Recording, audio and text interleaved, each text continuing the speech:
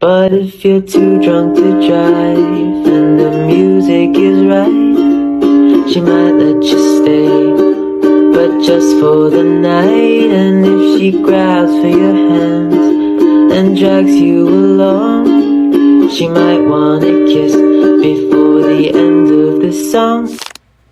This is Immaculate Conception Parish Church, or most known as Pasig Cathedral. It was located at Plaza Rizal, Barangay Malinao, Pasig City, Philippines 1600.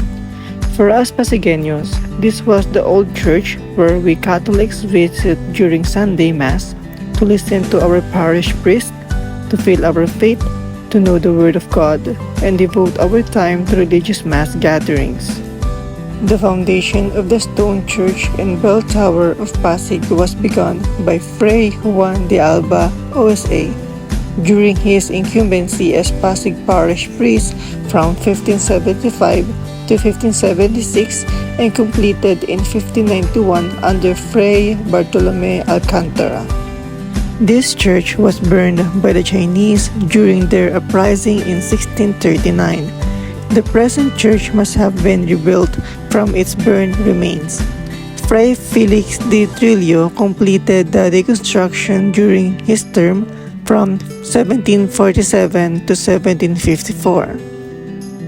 The tower was damaged by the earthquakes of 1824, 1863, 1880, and 1937, and the Battle of the Liberation in 1945.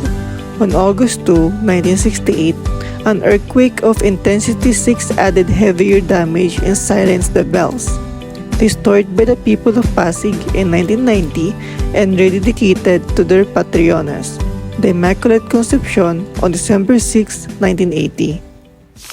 On the road between Kaginhawaan and Kasikatan, you will find the Pasig Church.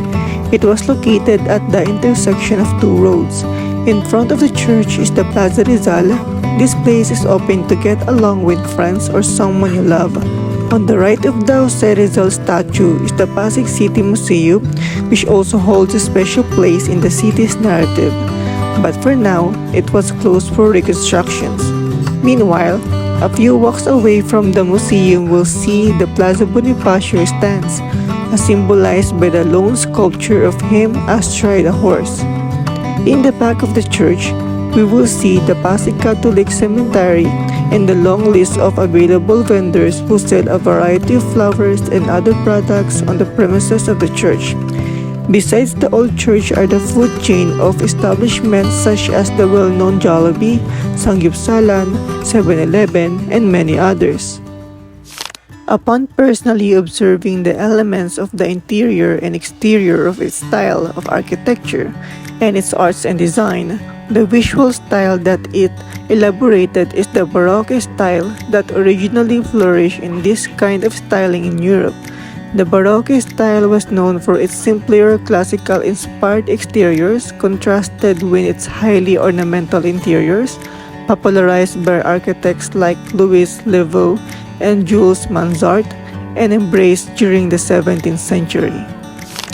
In the exterior design of the church, the main facade is aesthetically simple and large, the standard set of architectural rules that went on to influence ancient Greece for the pillar style.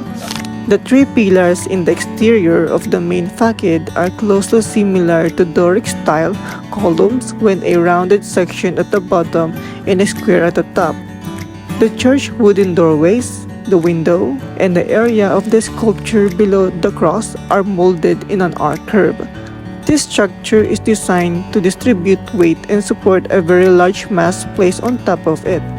It is considered good for earthquake resistance because it will handle forces through compression, and brick stone is naturally very good at resisting.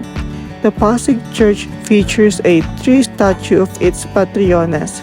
The center at the top below the cross is the Lady of the Immaculate Conception. In the middle of the facade, on the right is Mother Mary and Father Joseph on the right. The embossed lines and curves on the exterior of the brick walls are an additional style to their detail.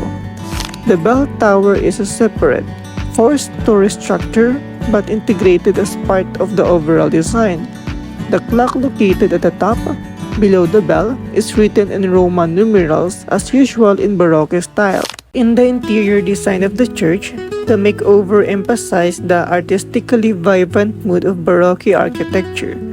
Based on its characteristics, Pasig Cathedral possesses an identity in common when across Europe. Here are my observations.